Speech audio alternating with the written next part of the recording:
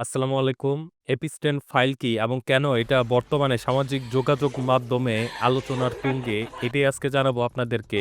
আজকের এই একটি ভিডিও দেখার মাধ্যমে আপনারা জানতে পারবেন এপিস্টোন কি এবং কেন এটা বর্তমানে আলোচনার তুঙ্গে এবং কেন এটা সারা বিশ্বব্যাপী এতটা আলোচনায় উঠে এসেছে। এই সমস্ত কিছু থাকছে আজকের এই একটি ভিডিওতে। তাহলে চলুন আমরা কথা না বাড়িয়ে ভিডিওর মূল অংশে প্রবেশ করি। সম্প্রতি সামাজিক যোগাযোগ মাধ্যমের আবারও আলোচনার কেন্দ্রবিন্দুতে এসেছে অ্যাপিস্টেইন ফাইল। যৌন অপরাধী ও ধর্নাঢ্য ব্যবসায়ী জেফ্রি অ্যাপিস্টেইনের অপরাধমূলক কর্মকাণ্ডের নথিপত্র বা ফাইলগুলো মার্কিন রাজনীতিতে এক বিশাল বিতর্কের জন্ম দিয়েছে। এপিস্টেইন ফাইল এই বিষয়টা নিয়ে বেশ কয়েক বছর আগে অনেক আলোচনা হয়েছে, কিন্তু এই আলোচনার আভাসগুলো বাংলাদেশে কোনোভাবেই আসতে পারেনি। দীর্ঘ সময় ধরে এই নথি প্রকাশের দাবিতে চাপ তৈরি হচ্ছিল এবং সম্প্রতি প্রেসিডেন্ট ডোনাল্ড ট্রাম্প প্রশাসনও এই চাপ সামলাতে বাধ্য হয়েছে। এমনকি রিপাবলিক পার্টির ভেতর থেকেও স্বচ্ছতা দাবি ওঠে।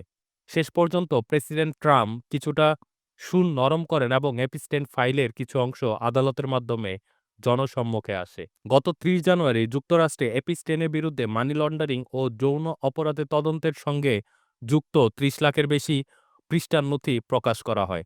এই নথি শুধু একটি সাধারণ মামলা সংক্রান্ত নয়, বরং দীর্ঘ সময় ধরে পরিচালিত একটি বিশাল নেটওয়ার্কে তথ্য ধারণ করেছে। জেফ্রি অ্যাপস্টেইনের অপরাধ ইতিহাস দীর্ঘ এবং বিতর্কিত।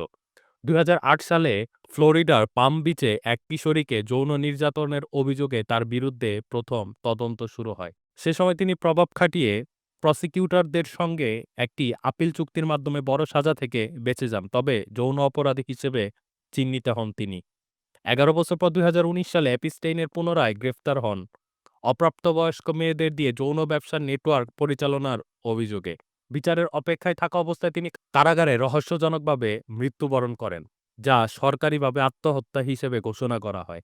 এই দীর্ঘ তদন্ত প্রক্রিয়ার ভুক্তভোগীদের সাক্ষ্য, অ্যাপস্টেইনের বিভিন্ন সম্পত্তির অভিযানে চালিয়ে সংগৃহীত নথিপত্র, ইমেল এবং ইমেল এবং যোগাযোগ সংক্রান্ত দলিল সংগ্রহ করা হয়। এভাবেই জন্ম নেয় অ্যাপিস্টেইন ফাইলস নামের বিশাল নথিপত্র, যা এখন জনসম্মুখে এসেছে। তো এখানে মূল বিষয় হচ্ছে ২০০৮ সালে ফ্লোরিডার পাম বিচে এক কিশোরীকে যৌন নির্যাতনের অভিযোগের বিরুদ্ধে একটি তদন্ত হয় এবং সেই তদন্তের সময় তাকে গ্রেফতার করা হয়। কিন্তু সেই সময় সে তার পাওয়ার খাটিয়ে প্রসিকিউটরদের সাথে একটি আপিল চুক্তির মাধ্যমে সে সেখান থেকে বের হয়ে যান। কিন্তু তার গায়ে একটা অপরাধীর ছাপ লেগে যায়। পরবর্তীতে ১১ বছর পর যখন ২০১৯ আবার অ্যাপিস্টেইন পুনরায় গ্রেফতার হন অপ্রাপ্তবয়স্ক অপ্রাপ্তবয়স্ক মেয়েদের দিয়ে যৌন ব্যবসার নেটওয়ার্ক পরিচালনার অভিযোগে, পরবর্তীতে তিনি কারাগারে রহস্যজনকভাবে মৃত্যুবরণ করেন, যেটাকে সরকারিভাবে বলা হয় তিনি আত্মহত্যা করেছেন। কিন্তু পরবর্তীতে তার ঘাড়ের এক্স-রে রিপোর্ট দেখলে বোঝা যায় এটা কখনোই সুইসাইড বা আত্মহত্যা ছিল না। তাকে প্ল্যান করে মারা হয়েছে। সেই সাথে আরো কিছু ইনফরমেশন আছে যেগুলো আমি ধাপে, ধাপে আপনাদের সাথে শেয়ার করছি। মার্কিন বিচার বিভাগ কোনো সম্পাদনা ছাড়াই তাদের ওয়েবসাইটে ডজন খানেক তরুণীর ছবি প্রকাশ করেছেন, যাতে তাদের মুখমণ্ডল স্পষ্টভাবে দেখা যাচ্ছে। এসব তরুণীর ছবি মার্কিন ধনকুবের যৌন নিপীড়ন ও নারী পাচারকারী জেফ্রির অ্যাপিস্টাইন সংক্রান্ত নথিপত্রের অংশ হিসেবে সংরক্ষিত করা হয়েছিল। অ্যাপিস্টাইনের ফাইল নিয়ে সামাজিক যোগাযোগ মাধ্যমে আলোচনা শুরু হওয়ার প্রধান কারণ হলো প্রকাশিত নথিতে প্রভাবশালী ব্যক্তিদের নামের উপস্থিতি। এজন্যই মূলত এই বিষয়টা এখন এতটা বেশি সমালোচনার তুঙ্গে উঠে এসেছে, যেখানে তাদের বিকৃত যৌন আচরণ, কন্যা শিশু পাচার, শিশুদের ধর্ষণ, মানুষের মাংস খাওয়া পর্যন্ত নানান বিতর্কে তথ্য উঠে এসেছে। এই জিনিসটা শুধুমাত্র যদি এই পর্যন্তই সীমাবদ্ধ থাকতো, হয়তো সকলেই চুপ থাকতো। কিন্তু যখন এটা নৃশংস থেকে নৃশংসর দিকে চলে গেছে, তখন এটা একটা কেন্দ্রবিন্দুতে এসেছে এবং সকলে এটা নিয়ে কথা বলছে। আর সেই সাথে এটার সাথে যেহেতু সম্পৃক্ত প্রভাবশালী ব্যক্তিরা, তখন সোশ্যাল মিডিয়াতে এটা নিয়ে কথা হবে, এটাই স্বাভাবিক। যদিও সোশ্যাল মিডিয়ায় অনেক সময় অভিযোগ, অনুমান ও তথ্য মিশে যাচ্ছে, তবে বাস্তবে আদালতের দৃষ্টিকোণে নাম থাকা মানে অপরাধ প্রমাণ নয়। ফাইলগুলোতে ট্রাম্পের নামও উল্লেখ থাকায় রাজনৈতিক বিতর্কের কেন্দ্রবিন্দুতে পরিণত হয়েছে। ট্রাম্প দাবি করেছেন ২০০৮ সালে অ্যাপিস্টেইন প্রথমবার দোষী সাব্যস্ত হওয়ার আগেই তিনি তার সঙ্গে সম্পর্ক ছিন্ন করেছেন এবং কোনো অপরাধমূলক কর্মকাণ্ডের সম্পর্কে তিনি জানতেন না। ট্রাম্পের সাথে তার একটা সম্পর্ক ছিল।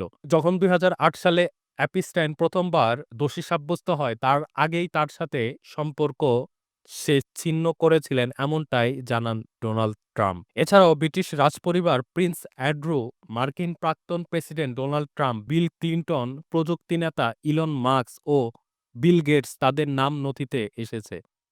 বর্তমানে আপনারা যে জিনিসটা সোশ্যাল মিডিয়াতে প্রায় সময় দেখছেন, পৃথিবীর বুকে যারা প্রভাবশালী বর্তমান সময় পর্যন্ত তাদের নামগুলোই কিন্তু লিস্টের ১ম তালিকায়। যদিও প্রত্যেকের দাবি করেছেন তারা কোনো অপরাধের সাথে যুক্ত ছিলেন না। তবে নথিতে তাদের উপস্থিতি বা যোগাযোগের তথ্য রয়েছে। বিনোদন জগতের কিছু নামও এসেছে, যেমন মাইকেল জ্যাকসন, ডাইনা রস ইত্যাদি। সম্প্রতি হাউস ওভারসাইট কমিটির ডেমোক্রাটরা অ্যাপিস্টাইন ও তার সহযোগী ঘিসলেন ম্যাক্সওয়েলের সঙ্গে আদান-প্রদান হওয়ার কিছু ইমেইল প্রকাশ করেছেন। ২০১১ সালের একটি ইমেইলে ট্রাম্পের নাম উল্লেখ থাকতে দেখা গেছে। প্রকাশিত ইমেইল অনুযায়ী একটি ভিকটিম তার বাড়িতে ট্রাম্পের সঙ্গে দীর্ঘ সময় কাটিয়েছেন। হোয়াইট হাউস নিশ্চিত করেছেন যে ওই ভিকটিম হলেন ভার্জিনিয়া গ্রিফে।